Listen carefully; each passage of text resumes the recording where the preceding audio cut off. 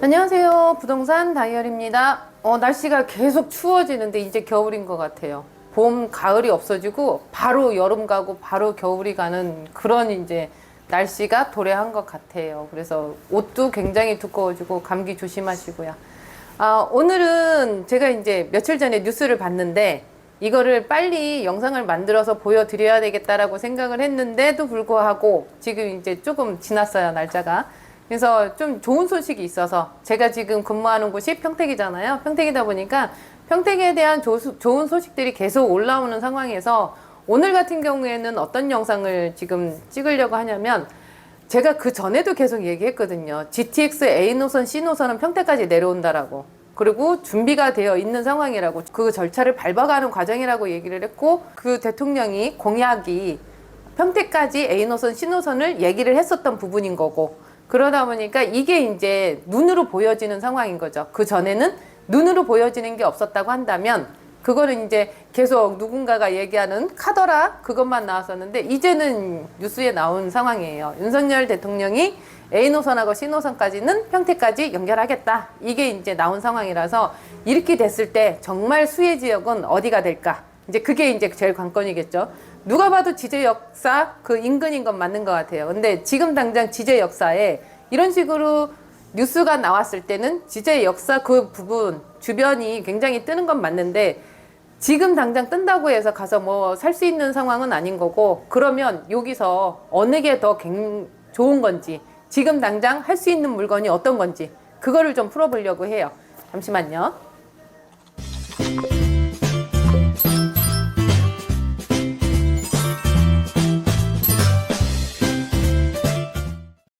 네, 시작해 보겠습니다. 이제 서두에 말씀드렸듯이 평택 같은 경우에는 지제역이라는 곳이 있어요. 삼성전자랑 가깝고 고덕국제 신도시랑도 가깝고 고덕국제 신도시 안에 있는 거는 서정리역 그 인근에 있는 거는 지제역 지제역 같은 경우가 지금은 1호선이 쓰고요. 그 다음에 KTX 역사가 이제 예정되어 있지만 확정이죠. 확정인데 아직 개통은 안 되고 있고 SRT가 지금 다니고 있고요. 그 다음에 GTX A노선, C노선 이게 이제 요번에 그 뉴스에 나오기 시작한 부분이 있어요. 근데 이게 윤석열 대통령이 공약에 이 부분이 있었단 말이에요. 근데 묻히는 게 아닐까 이제 그런 생각을 했었는데 제가 이제 아시는 이제 건설 쪽에 계시는 그분 같은 경우에는 GTX A노선, C노선에 대한 선로나 이런 부분들을 뭐 평택까지 올 수 있게끔 단계적으로 한다라고 얘기는 하는데 제가 이제 눈으로 본 게 없으니까 이게 맞나 안 맞나 이제 그게 좀 저기 했었거든요. 근데 계속 저희 입에서는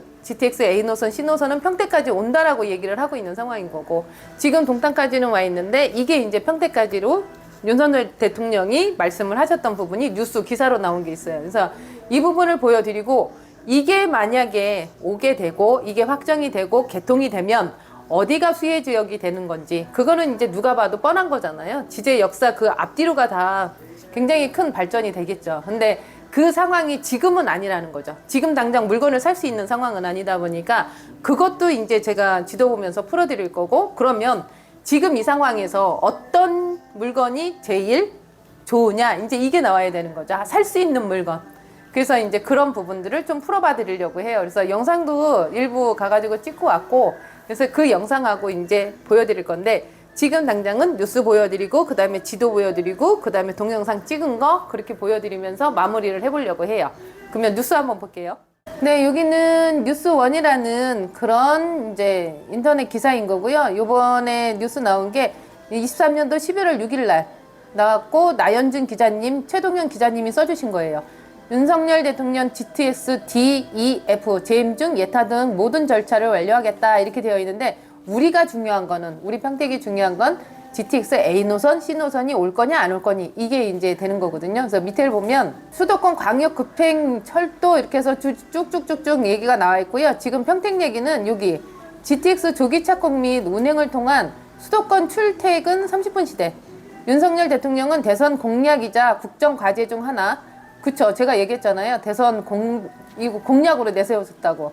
그래서 이 부분이 윤석열 대통령은 김포 골드선을 타고 출퇴근했던 GTX 3개 노선 중 A노선과 C노선을 평택까지 확장하고 다른 거는 볼 거 없는 것 같아요. 이게 우리한테는 이게 제일 중요한 것 같아요. A 노선하고 C 노선까지 평택까지 확장하고 이게 제일 중요하거든요. 그래서 세계 노선을 추가 신설 공약했다 이런 식으로 나와 있거든요. 어찌됐든 간에 이게 확장하고가 확정할 거다라고 확실하게 얘기한 부분은 또 아닌 거잖아요. 근데 확장을 하고 이런 식으로 얘기가 나오니까 A 노선, C 노선은 평택까지 하지 않을까 이제 그런 식으로 생각을 하는 거죠. 그러다 보니 이 부분이 조금 이제 가시화가 됐어요.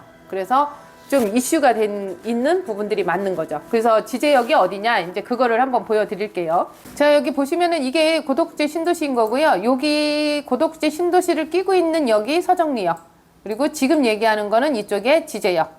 이렇게 크게 보시면 평택 지제역이 여기 있어요. 근데 여기가 이제 평택 삼성전자가 있는 캠퍼스하고는 거리감이 굉장히 가깝죠. 근데 한간에는 또 그런 얘기가 있어요.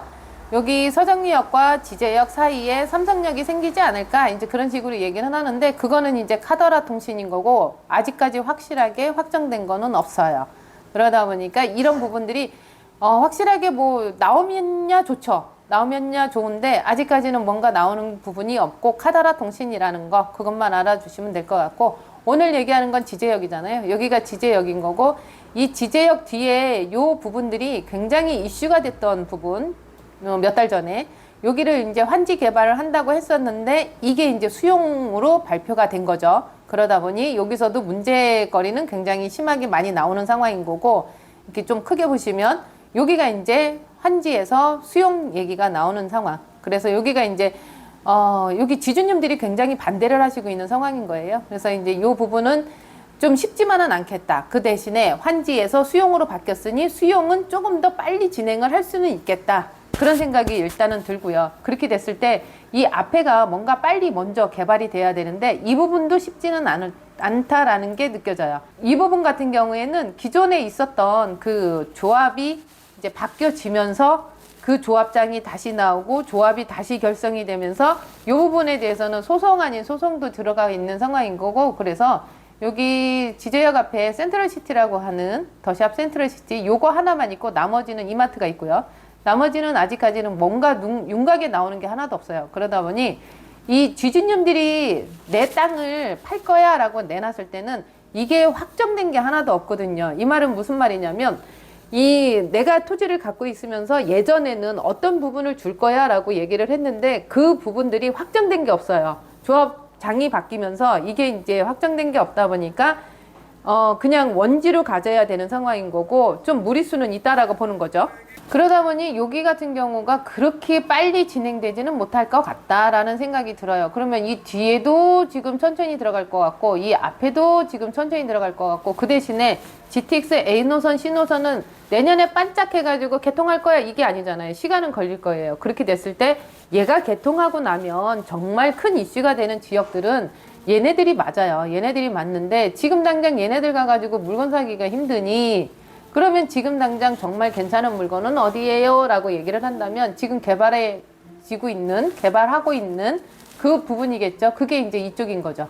그게 모산영신이나 영신지구 이런 식으로 들어가셔야 되는 부분인 것 같아요. 근데 경기 흐름이 안 좋으니까, 그러니까 이제 매수자분들 같은 경우에도 물건은 굉장히 많이 보러 오세요. 물건은 많이 보러 오시는데 어찌 보면은 이제 시장 동향을 알아보러 오시는 상황인 거거든요. 이게 물건을 보고 어떤 식으로 진행이 되고 얼마가 좀 다운이 되고 이런 부분들을 지금 알고 가려고 하는 상황인 거지, 이 부분을 갖다가 내가 정말 살 거야 라고 들어오시는 분들은 그 중에 몇 안 되시는 거죠. 그래서 이런 부분들 때문에 어찌 보면은 매수 우위의 시장은 맞아요. 근데 매수 우위의 시장임에도 불구하고 금리가 높으니까 그래도 조정이 들어올 것 같아요.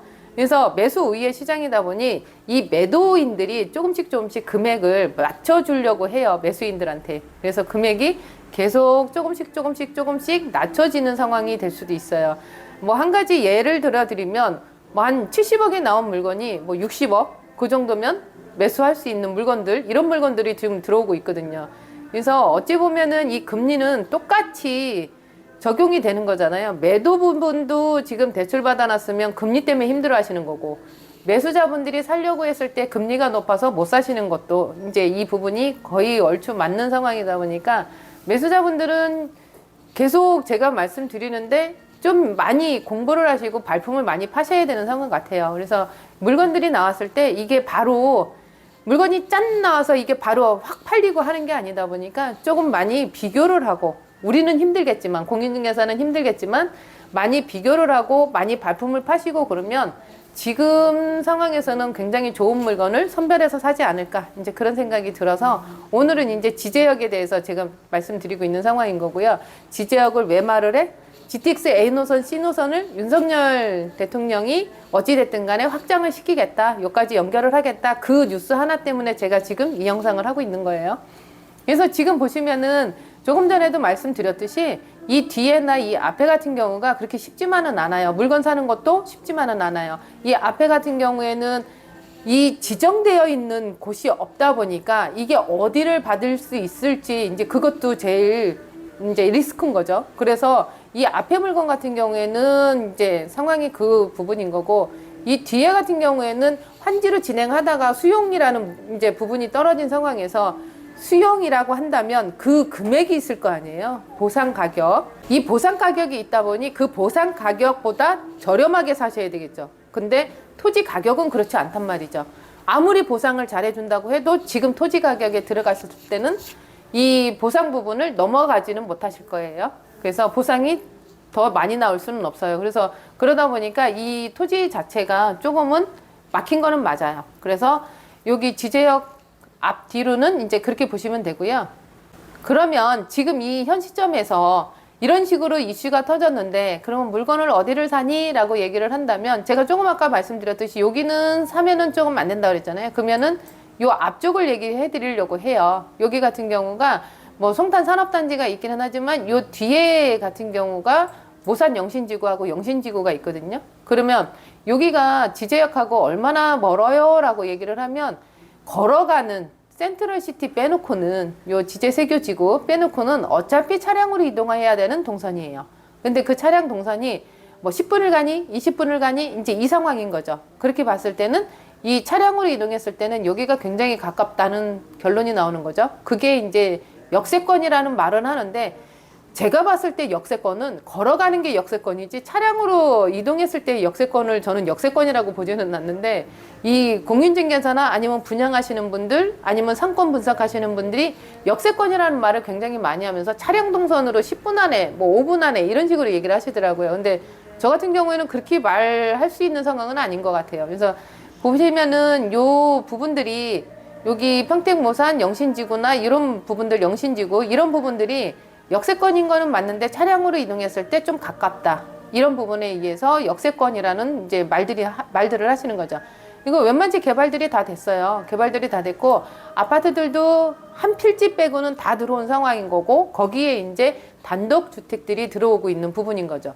여기는 지구 단위 계획으로 정해져 있어요. 지구 단위 계획으로 정해졌다는 건 원제하고 다르게, 구도심하고 다르게 이게 여기는 상가가 들어가요, 여기는 단독주택이 들어가요, 여기는 뭐 아파트만 들어가요.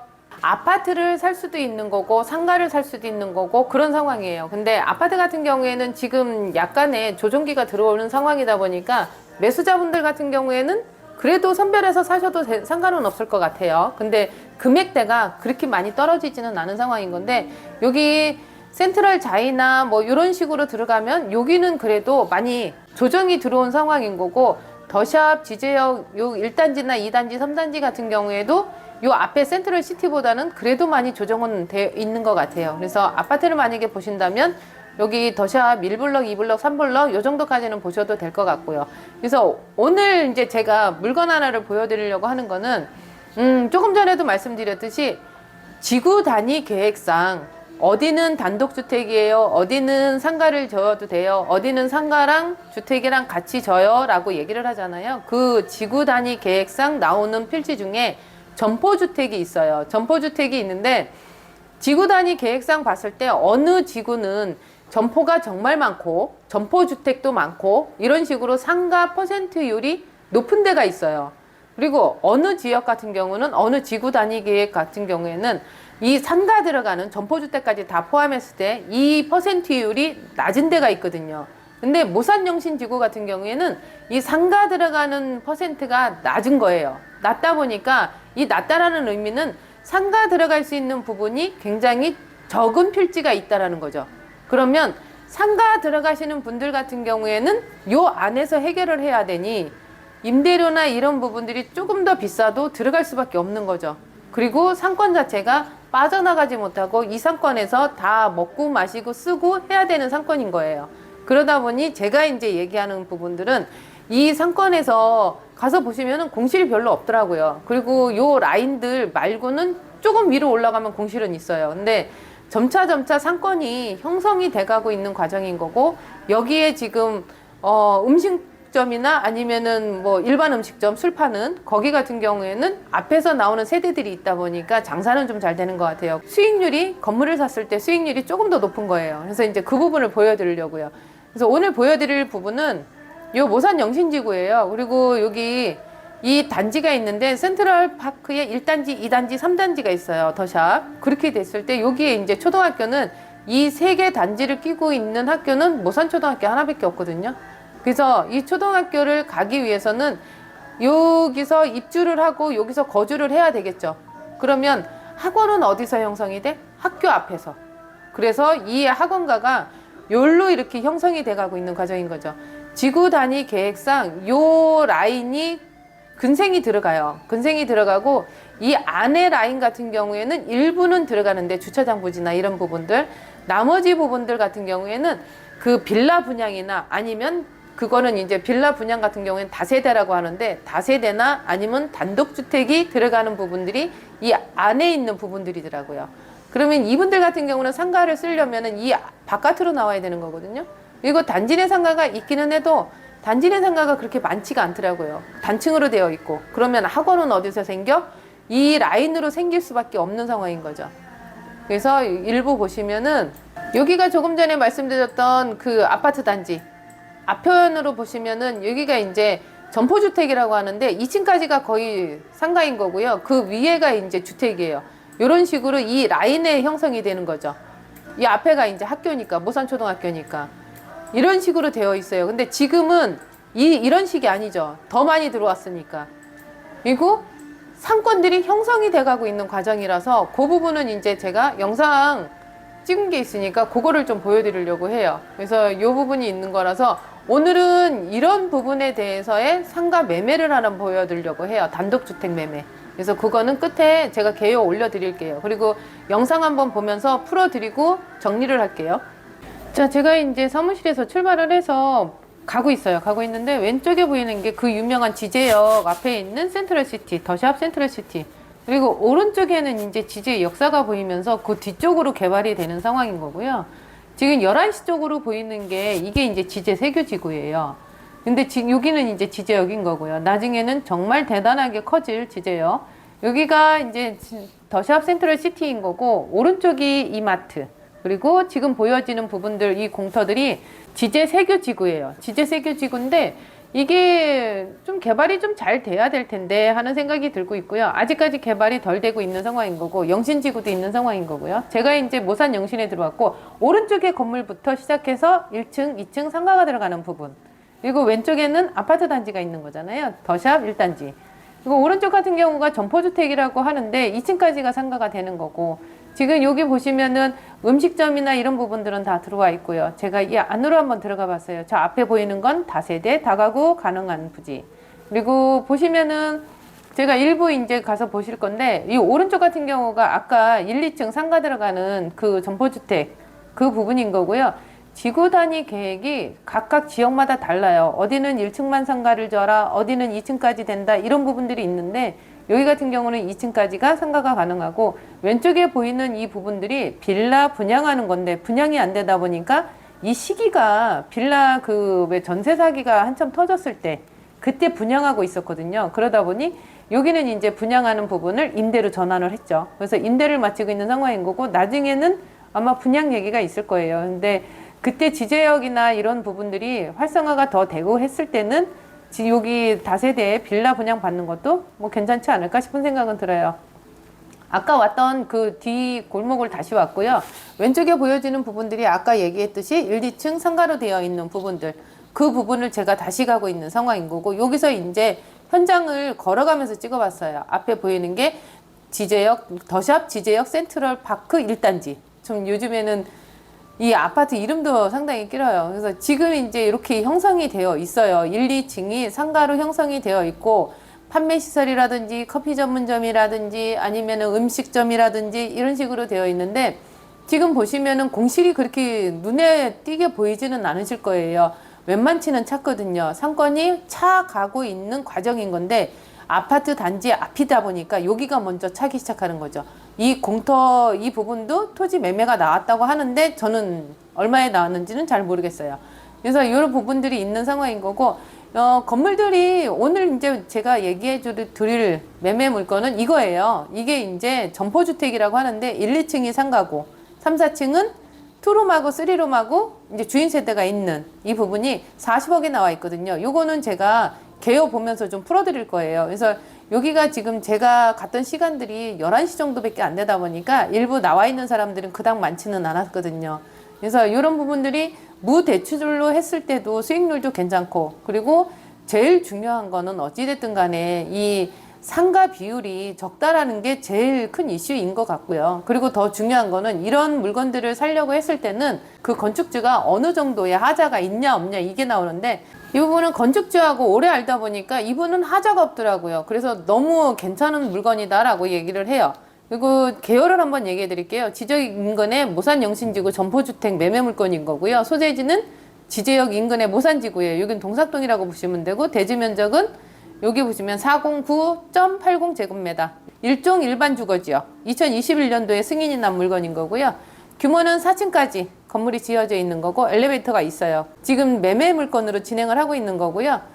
수익률은 6.2%가 나와요. 무대출시. 그리고 매각가는 40억. 이렇게 되어 있습니다. 네, 이제는 마무리 한번 줘볼게요. 이게 이제 이슈가 되다 보니까 그 이슈가 눈에 보이지 않았고, 윤석열 대통령이 당선되기 전에 공약으로 내세웠던 게 평택 같은 경우에는 GTX A노선하고 C노선까지 해주겠다라고 얘기를 했는데, 그게 이제 눈에 안 보였었죠.